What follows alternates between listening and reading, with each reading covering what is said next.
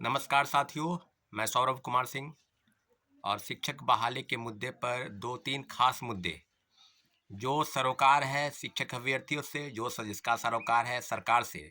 वर्तमान में जो एनडीए की सरकार है, बीजेपी जेडीयू की सरकार है, इस सरकार को आत्ममंथन करने की ज़रूरत है।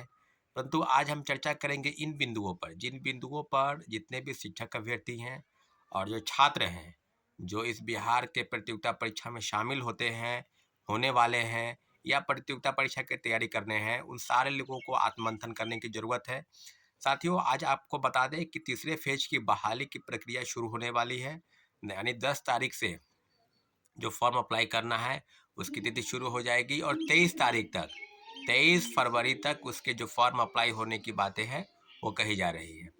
तो अगर आपको याद होगा कि जिस तरह की चीज़ें टीआरई 1 में पूरक परिणाम को लेकर, सप्लीमेंट्री रिजल्ट को लेकर जिस तरह से घमासान मचा और लगातार डराने का प्रयास किया गया, खासकर शिक्षा विभाग से, और बीपीएससी ने आज अतुल प्रसाद जी का अवकाश ग्रहण करने जा रहे हैं बहुत जल्द। लगभग 2-3 दिन के बाद वो अवकाश ग्रहण कर जाएंगे। बीपीएससी के नए चेयरमैन कौन बनेंगे, इसकी भी सुगबुगाहट राज्य सरकार की तरफ से होगी। परंतु अभी भी कई राजनीतिक मंथन चल रहे हैं एनडीए की सरकार को लेकर। महागठबंधन की सरकार क्या होगी, नहीं होगी, फ्लोर टेस्ट होगा, आदि आदि कई चीज़ों पर मंथन होना है। हमको उस मुद्दे पर नहीं जाना है। हम इस विषय पर हम चर्चा करेंगे कि क्या युवाओं को आत्ममंथन करने की ज़रूरत नहीं है।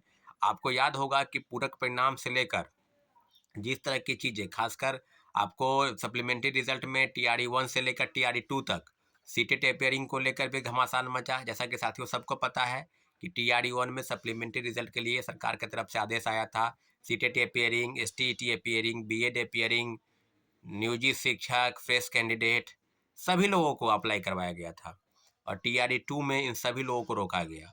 तो अब जो टीआरई 3 की जो संभावित चीज़ें हैं उसमें सप्लीमेंट्री रिजल्ट नहीं आया, 14,700 पदों की जो सूची भेजी गई और उसके लिए बीपीएससी ने लगभग 1 महीने तक बीपीएससी के पास धारा 144 लगा था और कोई भी शिक्षक अभ्यर्थी या छात्र संगठन या छात्र अभ्यर्थी बीपीएससी के पास गेट पर धरना प्रदर्शन, विरोध आदि नहीं कर सकते थे क्योंकि उनको डराया जा रहा है। तो लोकतांत्रिक तरीके से जो भी लड़ाई लड़ी जानी चाहिए थी, छात्र अभ्यर्थियों को लगातार चिट्ठी के माध्यम से, आवेदन के माध्यम से, आपको गृभांश सेल में भी ये पूछा गया कि आपको आपको अगर शिकायत करनी है तो अपने आवेदन के माध्यम से आप गृभांश सेल में अपनी आवेदन को दे सकते हैं। और जो शिक्षक अभ्यर्थी जितने भी जिनको लग रहा था कि मेरे साथ गलत हुआ है, 98 में मिनिमम कट ऑफ को हमने पार कर लिया है, तो वो जाहिर सी बात है वो उन्होंने आवेदन दिया और आवेदन के बाद शपथ पत्र के साथ उन्होंने आवेदन जब दिया तो उनको रोका गया, उनके खिलाफ कानूनी कार्रवाई की बात की गई कि आपने गलत आवेदन दिया, आपने बीपीएससी को गलत चिट्ठी लिखा है आवेदन के माध्यम से, आपने आरोप लगाया है।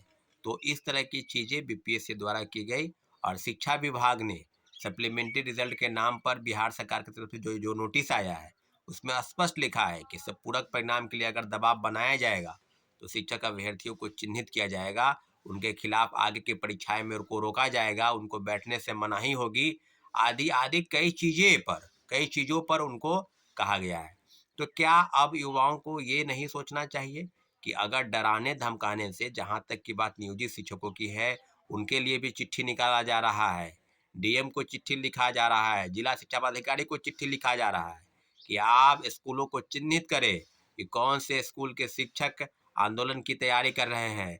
13 तारीख को जो विधानसभा का सत्र चालू होने वाला है उसके लिए जो घेराव की बात कही जा रही है तमाम शिक्षकों संगठन से, उनकी बातों में उनका समर्थन करने जा रहे हैं।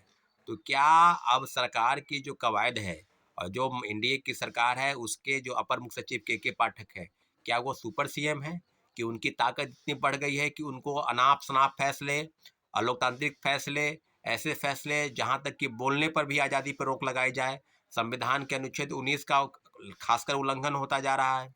तो सब मामलों में सरकार की तरफ से जो भी है, लेकिन इतना जरूर है कि जिस तरह से फर्जीवाड़ा प्रथम फेज में हुआ, द्वितीय फेज में डोमिसाइल और दिव्यांगता प्रमाण पत्र के आधार पर हजारों शिक्षक अभ्यर्थी नियुक्ति हो गए और वो भागे भागे फिर रहे हैं। थंब इम्प्रेशन के नाम पर, फोटो मिलान के नाम पर, आधार कार्ड का मैचिंग नहीं हो रहा है। तो कई जिलों से सूची आई है।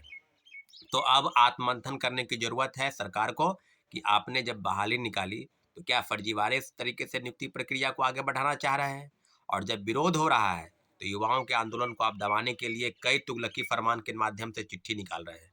तो अब जो बातें हैं उसमें कि युवाओं को आत्ममंथन करने की जरूरत है। सारे युवा इस वीडियो के माध्यम से हम आपको सूचित करते हैं कि जितनी भी चीज़ें, खासकर पूरक परिणाम को लेकर जो सरकार की तरफ से आया उसको लेकर बैठक होगी, और CTET appearing, STT appearing, BEd appearing, DElEd appearing, इन सब मांगों के अलावा एक और प्रमुख मांग है।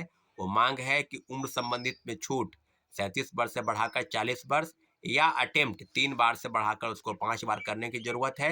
और इन सारे चीज़ों पर लोकतांत्रिक तरीके से जो भी लड़ाई लड़ी जाएगी, डरने की जरूरत नहीं है।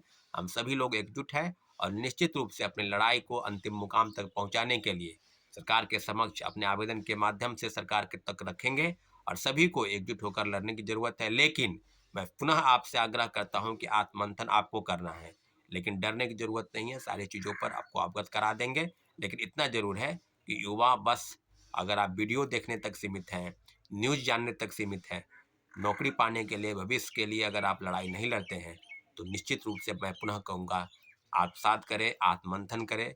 क्यों ऐसा हो रहा है? आप सबको, हम सबको एकजुट होकर इसके खिलाफ लड़ाई लड़नी है। धन्यवाद।